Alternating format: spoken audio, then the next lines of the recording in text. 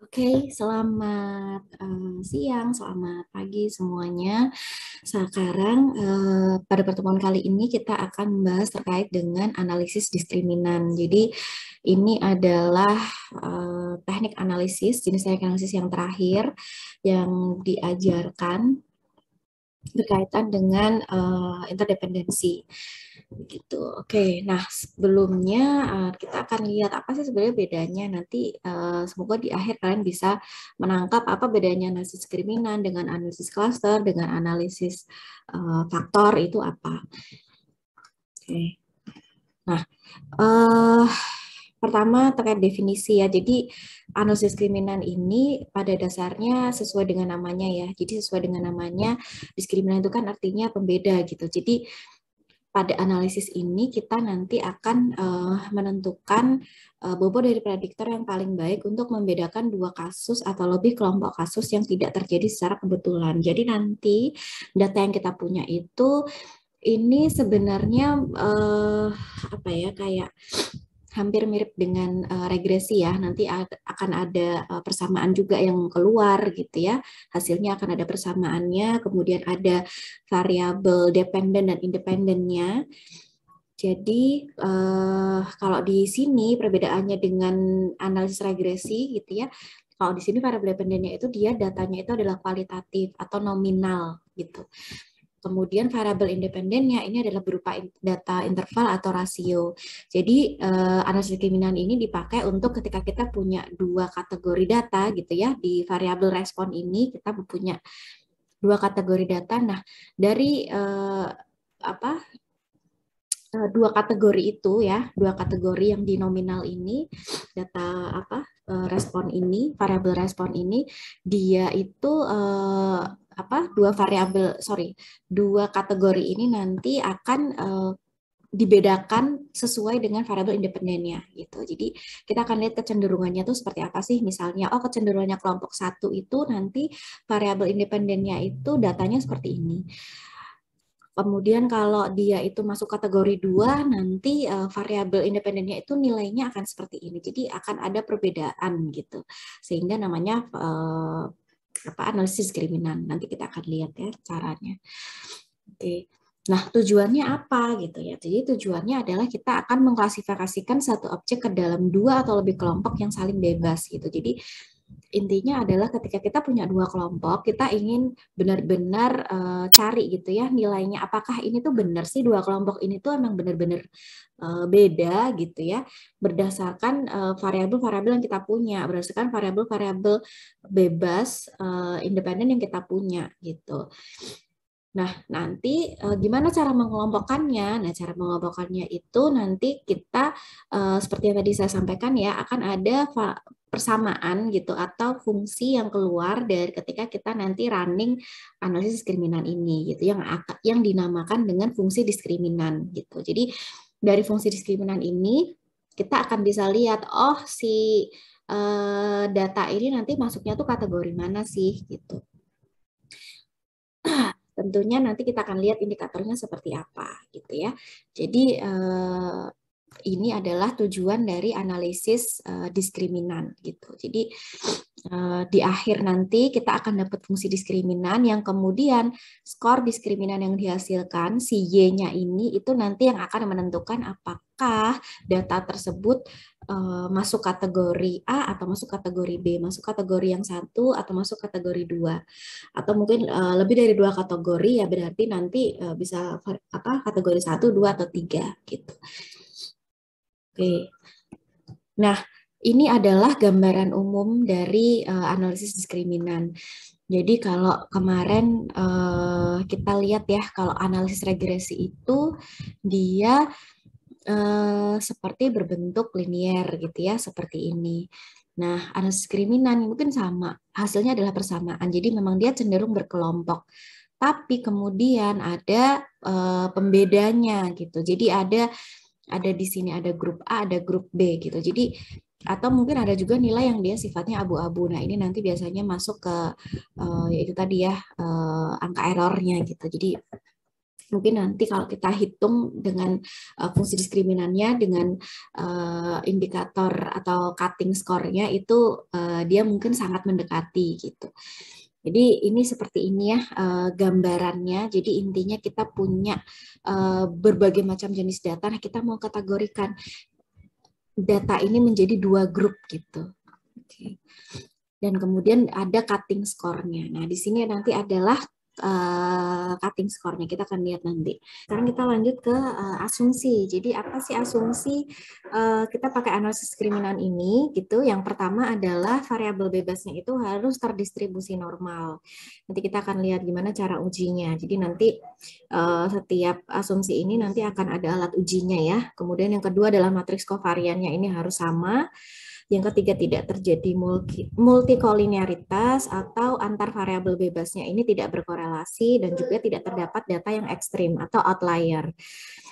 Jadi ini mungkin hampir mirip dengan regresi ya, apa namanya asumsi-asumsi yang dipakai gitu. Nah, ini adalah uji asumsi yang pertama. Kita nanti akan lihat angka Wilks lambda. Jadi kalau Wilks lambda ini untuk lihat bahwa data yang tiap grup ini memang cenderung berbeda. Gitu. Jadi kan kita udah punya data tiap grup. Nah, Wilks lambda ini untuk melihat bahwa memang data tiap grup itu dia punya kecenderungan yang berbeda sehingga nanti ketika kita running diskriminan itu nanti hasilnya bisa bagus gitu, bisa valid, kemudian angka apa namanya skor-skor apa ya uji validitasnya itu juga bagus gitu. Kalau nah jadi angka Wilks lambda ini kalau dia mendekati 0 maka data tiap grup cenderung berbeda. Kalau sebaliknya kalau mendekati 1 data tiap grup cenderung sama gitu. Tentunya yang kita cari ini diskriminan berarti kita cari yang mendekati 0 gitu. Kemudian nah ini untuk melihat grup kovarian apa grup kovarian. Jadi melakukan uji variansi. Kalau misalnya dalam uji variansi ini dengan hipotesis nolnya itu adalah grup kovariannya itu relatif sama, matriks kovariannya relatif sama, atau H1-nya itu matriks kovariannya itu berbeda gitu. Nah, kita kan tadi cari asumsinya itu adalah grup kovariannya itu relatif sama. Jadi kita cari nanti kalau signifikansinya itu lebih dari 0,05 sehingga H0-nya itu diterima. Yang artinya bahwa grup kovariannya itu relatif sama gitu. Kemudian nah yang terakhir ini adalah koefisien korelasi. Jadi kalau di sini di diskriminan itu dianggap ada multikolinearitas itu kalau dia itu lebih kecil dari 0,5 atau mungkin lebih besar dari 0,5 kalau dia berbanding terbalik ya kalau dia nilainya negatif gitu. Oke. Nah, selanjutnya adalah seperti yang tadi saya sampaikan bahwa analisis diskriminan ini nanti akan menghasilkan sebuah fungsi gitu ya atau sebuah persamaan. Nah, yang pertama, ya, angka yang kita lihat nanti adalah angka canonical correlation. Ini nanti menunjukkan hubungan antara nilai diskriminan dengan kelompok. Jadi, artinya bahwa nilai diskriminannya ini mewakili kelompok atau tidak sih gitu. Jadi, intinya kalau dia mendekati 1, berarti hubungannya itu semakin tinggi, berarti persamaannya itu bagus gitu ya. Nah, kemudian ini adalah nilai persamaannya. Jadi, fungsi diskriminan ini didapat dari hasil koefisien. Nanti kita akan lihat ya koefisiennya mana sih gitu. Ini sebenarnya cara membuat fungsi atau persamaan diskriminan ini sama ketika kalian kemarin membuat fungsi regresi gitu. Ada tergantung nanti variabel bebasnya ada berapa ya, ada 1 kalau X1 atau X2 atau X3 gitu. Nah, yang membedakan lagi adalah ini adalah cutting score-nya gitu. Jadi cutting score ini yang digunakan sebagai dasar untuk apakah nanti data tersebut masuk ke kategori atau kelompok 1, kelompok A atau kelompok B gitu. Jadi ini adalah cara melihat cutting score. Kalau kalian nanti menghitung secara apa ya computerized gitu ya pakai SPSS itu memang kita nggak perlu cari cutting score. Jadi cutting score ini hanya untuk menguji aja. Kalau misalnya kalian misalnya punya data lain gitu ya, data lain di luar data yang kalian running di SPSS untuk membuat analisis diskriminan, kalian punya data lain, nah itu nanti bisa dimasukkan ke cutting score ini sehingga kalian bisa tahu oh data baru yang saya punya itu dia masuknya kategori mana sih gitu. Kurang lebih seperti itu. Nah, ini caranya seperti ini ya. Jadi N ini adalah jumlah sampel. Kita akan lihat nanti nilai M-nya. Oke. Nah, ini adalah gambarannya ya, gambaran dari cutting score itu apa sih gitu. Kalau tadi kita lihat di grafik yang pertama, tadi kan ada dua kelompok yang berbeda, kemudian ada yang mirip gitu ya, ada yang mirip gitu. Sehingga kita bisa ada yang apa? Bukan mirip sih, apa namanya? Beririsan, sorry, beririsan seperti ini ya. Jadi kalau misalnya perbedaan antar grupnya itu besar, jadi dia biasanya nilai yang irisannya itu dia kecil gitu. Tapi kalau tadi ya perbedaan antar grupnya atau canonical correlation-nya ini ya, canonical sorry, Wix lambda dan canonical correlation-nya itu dia kecil gitu ya, berarti perbedaan antar grupnya itu dia kecil gitu. Jadi cutting off-nya itu besar, berarti apa ya? Antara grup A dengan grup B itu bisa dibilang agak abu-abu gitu untuk membedakannya. Itu banyak hal yang sama gitu. Oke. Nah, kita lanjut ke simulasi ya. Ini kita punya data tingkat aksesibilitas. Ini contohnya ya, data tingkat aksesibilitas di Kabupaten Sragen. Ada 20 kecamatan yang kita punya. Nah, kemudian kita coba untuk mengkategorikan gitu ya aksesibilitasnya berdasarkan data yang kita punya gitu. Tapi ini belum kita running gitu. Jadi kita punya data dasar seperti ini. Oh, kalau Sragen itu dia aksesibilitasnya tinggi. Kalau Kecamatan Gondang itu rendah gitu ya. Jadi kita punya data. Nah, data aksesibilitas yang sebagai input ini kita bisa dapatkan dari mana? Bisa didapatkan dari misalnya observasi secara langsung gitu ya, atau data misalnya kalian melakukan FGD gitu, kemudian ada pembagian seperti ini gitu. Nah, kemudian nanti kita punya, nah selanjutnya kita punya teori kan, apa sih yang faktor gitu ya atau variabel-variabel yang menentukan tingkat aksesibilitas itu apa aja gitu. Nah, di sini kita pakai panjang jalannya gitu. Kemudian jumlah kendaraan umumnya, ada jumlah haltenya, jarak ke pusat gitu. Atau kemudian waktu ke pusat gitu. Nah, ini adalah data tingkat aksesibilitas gitu ya. Oke, nah selanjutnya gimana? Nah, selanjutnya kita coba masukkan ke dalam apa nih aplikasinya, ke dalam SPSS-nya. Tingkat aksesibilitas tadi kan kita punya rendah dan tinggi ya, sorry, ya tinggi dan rendah. Nah, kemudian kita nominalkan mana yang rendah, mana yang tinggi, gitu. Misalnya yang rendah kita masukkan kategori, sorry, yang tinggi kita masukkan apa 1, kemudian yang rendah itu kategorinya itu 2, gitu. Bebas bisa dibalik karena ini nominal, jadi dia tidak ada levelingnya, jadi dia hanya pembeda aja, ada kategori tinggi, ada kategori rendah. Tapi kita tidak di sini karena datanya nominal, jadi kita tidak apa ya, bukan berarti bahwa angka 2 ini lebih tinggi dari angka 1, tidak seperti itu. Karena ini dilihatnya kualitatif. Kemudian kita masukkan panjang jalan dan lain-lain ke sini. Oke, nah selanjutnya kita masuk ke analyze, lalu klik classify, dan kita pilih diskriminan. Nah, selanjutnya kita masukkan nih grouping variables-nya. Jadi grouping variables itu variables pembedanya tuh apa? Grupnya tuh apa? Oke, grupnya kita masukkan atau variabel Y-nya. Variabel Y-nya itu apa? Kita pakai variabel Y-nya itu ada aksesibilitas, kemudian variabel independen atau variabel bebasnya itu ada panjang jalan sampai waktu ke pusat. Seperti ini ya. Nah, di sini aksesibilitasnya itu masih tanda tanya nih ya, masih tanda tanya. Nah, kita perlu define range-nya. Range-nya itu, nah kita masukkan aja minimumnya berapa, 1, maksimum 2 gitu. Atau kalau misalnya kalian punya 3 data ya, apa namanya 3 grup gitu ya, masukkan aja gitu. Misalnya minimalnya berapa, sorry, minimalnya 1 berarti maksimumnya 3 gitu. Itu juga nggak masalah. Oke. Jadi tergantung jumlah grup yang kalian punya. Nah, selanjutnya kita klik ini ya. Jadi nanti berurutan ya dari statistik sampai oke, sebelumnya Ya, statistik dulu. Oke, nah statistik kita akan lihat means-nya berapa, unvariate, box M, dan Fisher. Kemudian di selanjutnya kita klik use stepwise method di independennya. Jadi kita pakai metode yang use stepwise method sehingga nanti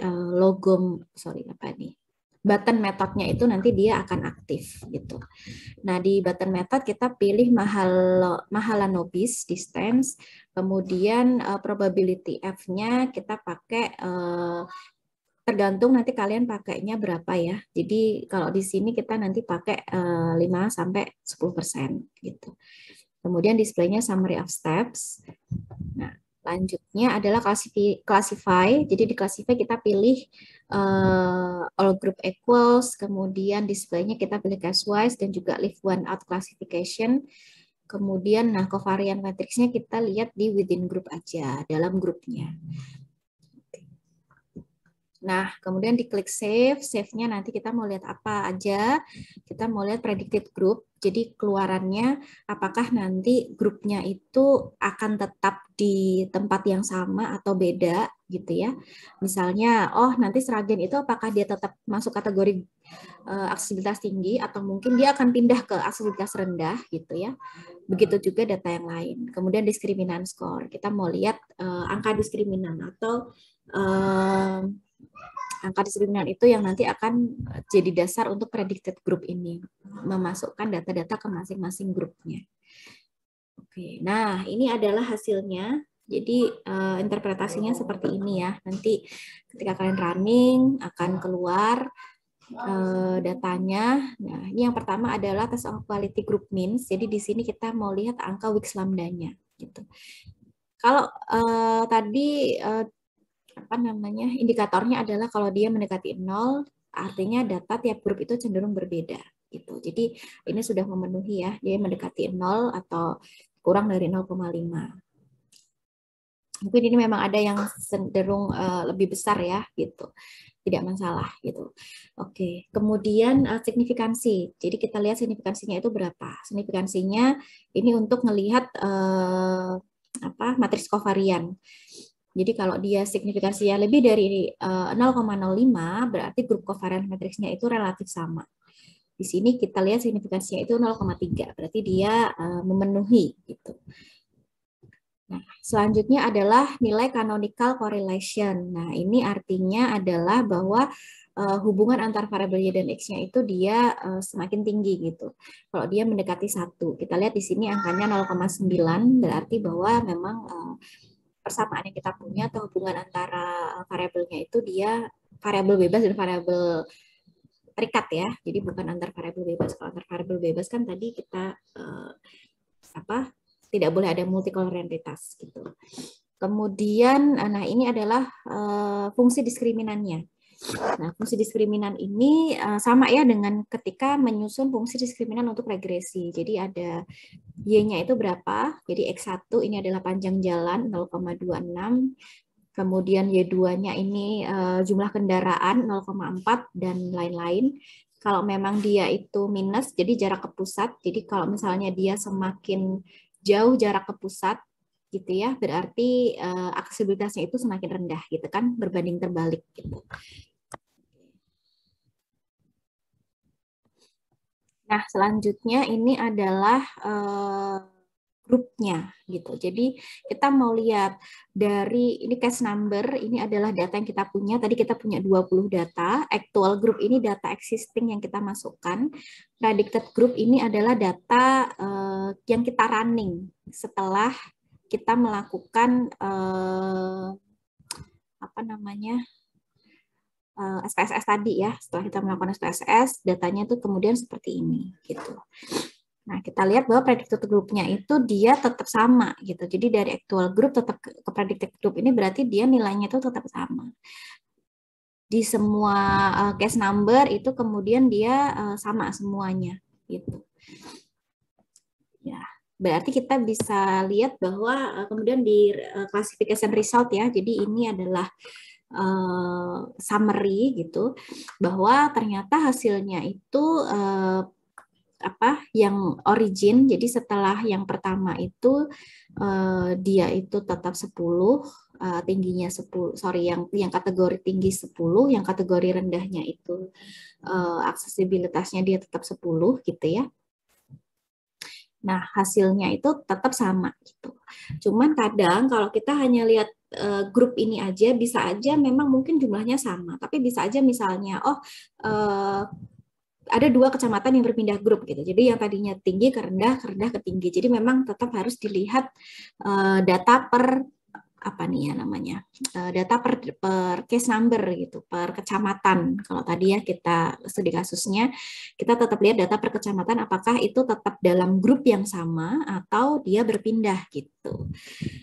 Oke, nah selain itu kalau kita misalnya punya data lain gitu ya, secara existing memang kecamatan di Sragen itu memang hanya 20 gitu. Tapi misalnya nanti ada kecamatan baru gitu ya yang bergabung gitu di Sragen gitu misalnya. Ada kecamatan ke-21, anggaplah misalnya seperti itu ya. Kemudian kita mau lihat dia sebenarnya nanti masuknya itu kategorinya aksesibilitasnya tuh apa sih gitu. Nah, atau nanti kalian punya data lain, misalnya ini termasuk barang yang dia itu salesnya tinggi atau rendah gitu misalnya, atau mungkin punya studi kasus yang lain ya, sehingga punya data yang lain. Kalau kecamatan kan mungkin itu sudah lock gitu ya, kecamatannya jumlahnya seperti itu. Tapi misalnya kita punya data lain gitu ya, kecamatan yang lain, kemudian kita masukkan ke sini gitu. Nah, itu kita bisa lihat, ternyata data baru ini dia masuknya kategori tinggi atau rendah. Nah, di sini kita mau ngecek aja ya, kita coba cek untuk data Kecamatan Sragen. Kita coba masukkan ke dalam angka cutting score-nya ini. Jadi function group, kalau tadi kita masukkan rumusnya ya, jadi ada jumlah kategori tinggi berapa, kemudian kita kalikan dengan function centroid-nya ini, kemudian jumlah grup rendah, kemudian kita masukkan, kemudian nanti angka 20 gitu. Kemudian nanti kita coba masukkan data Kecamatan Sragen. Jadi kita tadi punya data Kecamatan Sragen, kita coba masukkan ke dalam persamaan diskriminan yang kita punya gitu. Oke, misalnya tadi ya 0,261 kita kalikan dengan panjang jalannya sekian, kita masukkan, kemudian apa lagi ya tadi? Panjang jalan, jumlah kendaraan umum, jumlah halte, jarak ke pusat, kita masukkan satu persatu ya ke persamaan ini, sehingga kita bisa dapat nilai persamaan atau fungsi diskriminannya, nilai diskriminannya untuk Kecamatan Sragen ini adalah 15,6 gitu. Kemudian nanti kita bandingkan dengan cutting score-nya. Ini cutting score-nya kan 0. Padahal nilai diskriminannya itu adalah 15. Berarti kita bisa lihat apa? Kita bandingkan. Kalau misalnya nilai diskriminan itu lebih besar dari cutting score, berarti kecamatan tersebut masuk ke dalam kecamatan dengan aksesibilitas yang tinggi gitu, atau masuk kategori 1 tadi ya. Jadi itu adalah cara penghitungan secara manual. Kalau misalnya kalian punya data yang lain itu juga bisa dipakai gitu. Oke, mungkin itu dari saya terkait dengan analisis diskriminan. Silakan kalau ada pertanyaan bisa disampaikan di grup chat atau di kolom komentar gitu. Oke, terima kasih semuanya. Selamat siang.